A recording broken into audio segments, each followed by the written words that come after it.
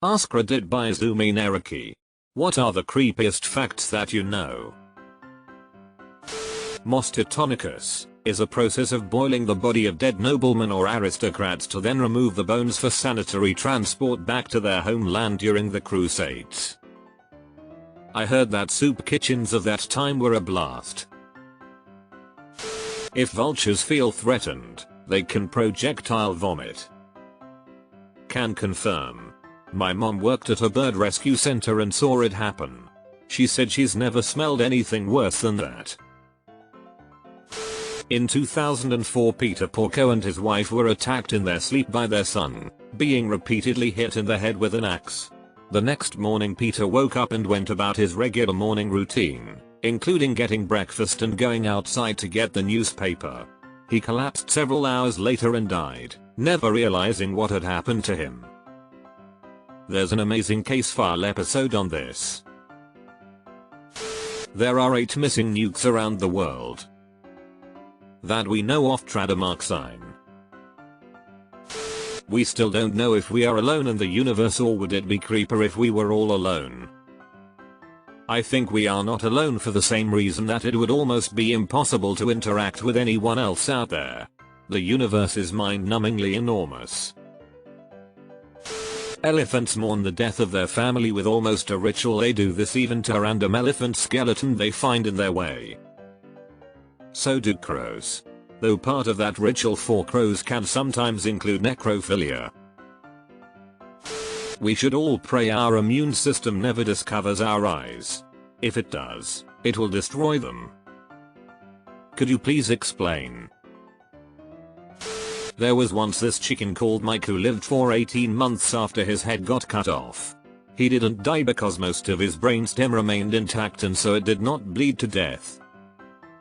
Also, in the US you're more likely to be shot by a toddler than a terrorist. And X200B. Edit. Holy cow, that's the most upvotes I've ever had. Edit 2. OMD, more than 100? Just learned about Miracle Mike this morning. Apparently died when he had a kernel stuck in his neck hole and he choked.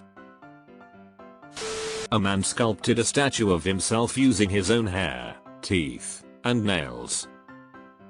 Meaning he chewed and scratched the material until it looked like him, or he added his own hair, teeth and nails onto a sculpture of himself made from something else. Either way, was it any good? Snails have thousands of tiny teeth.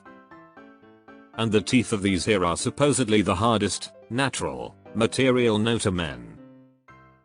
https://en.wikipedia.org/wiki/patella. More accidents happen at home than anywhere else. Bro, you should probably move then. There are over 250,000 deaths a year due to medical error. That's why I eat apples. A coroner estimated that in my small country alone, an estimated 150-200 deaths a year are classified as natural deaths or suicides that are actually murders. Did he mean, like, murders from neglect, malpractice, or intent to kill murders? When the head is separated off of the body, the person is still probably alive for 4 to 12 seconds. When they held the head up after using the guillotine, it wasn't to show the head to the crowd, it was to show the crowd to the head. There are currently 57 active serial killers in the United States. Who told you it ain't 58?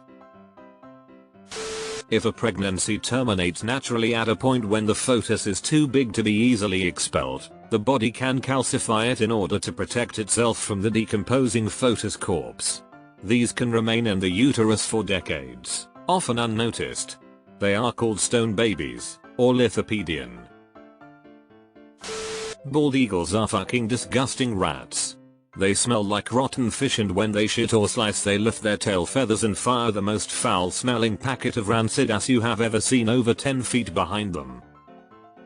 I worked in a vet clinic that had a contract with the Division of Wildlife. We treated hundreds of them over the decade I was there. You had to hang a towel over the front of their cages or in the morning you would walk into a fucking disaster. Side note, I have lots of stories about my time with wildlife. I once walked in and a Mexican wolf we had in a run had climbed over the top and escaped its cage. He was free roaming the clinic and had tried to break into the cages in which we had chinchillas, cats, birds, etc. Not every day was an adventure, but many were. Dead bodies can get goosebumps.